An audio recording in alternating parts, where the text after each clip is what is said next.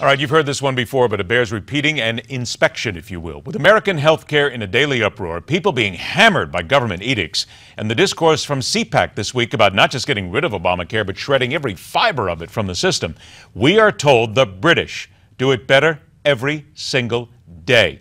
And we need to learn from them. Part of this is based on the fact of exactly what it is, because if you go back through and you look at some of the different things that people are saying about it. According to people in America, they will tell you that the U.S. system, this is people in America now, according to a survey done in Britain, will tell you that they cite excellent care, modern technology, shorter waiting times, and the choice of a health provider.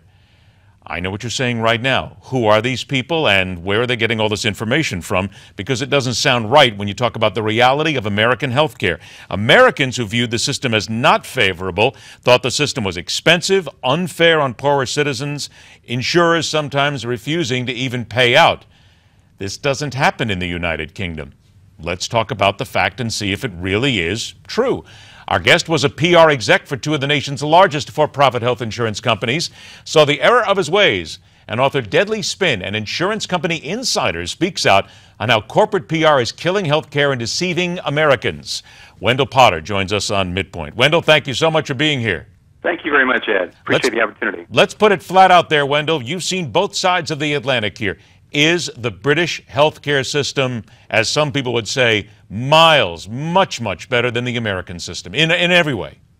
In many ways it is. I'm not going to say every way by any means. In terms of whether it's a better system, I think there is a lot of evidence that yes, as a system it is. Now, I would be the first to tell you that we have some of the best healthcare facilities in the world right here in the United States. I'm in Philadelphia, so we're talking, there are a lot of them right here in Philadelphia.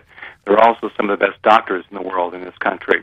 But when we're looking at a system, and in particular about access to care and the quality of care in terms of the outcome of the care that people get, there's a lot of evidence that people who live in Britain have a much better system than we do. And the story that I wrote, the column that I wrote most recently, was told by people who have dual citizenships or who have lived as expats in this country or in the UK, and who've talked about the differences in how they access care in the two systems.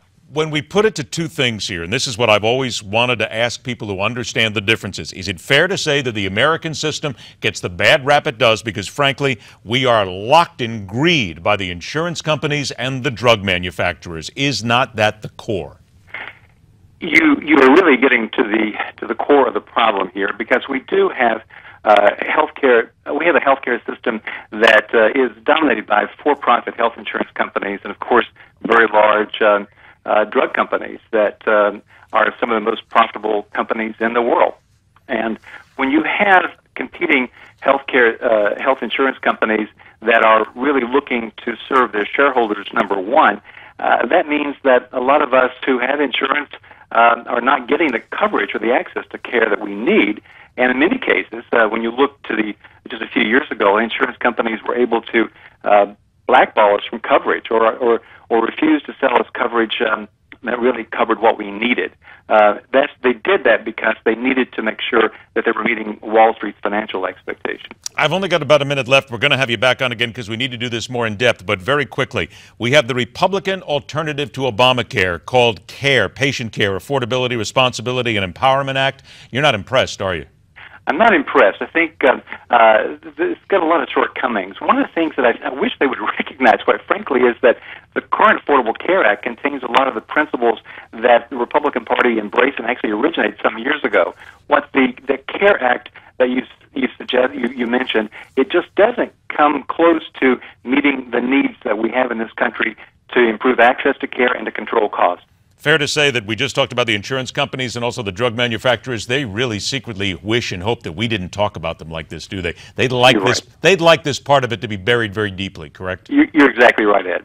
every single day, because I want to tell you, we need to get together again some other time. I know we're out of time, but we need to come back and then talk about also what's happening regarding the care itself, because I've got some personal stories from my family I can share as well. I want to remind everybody, the book is called Deadly Spin.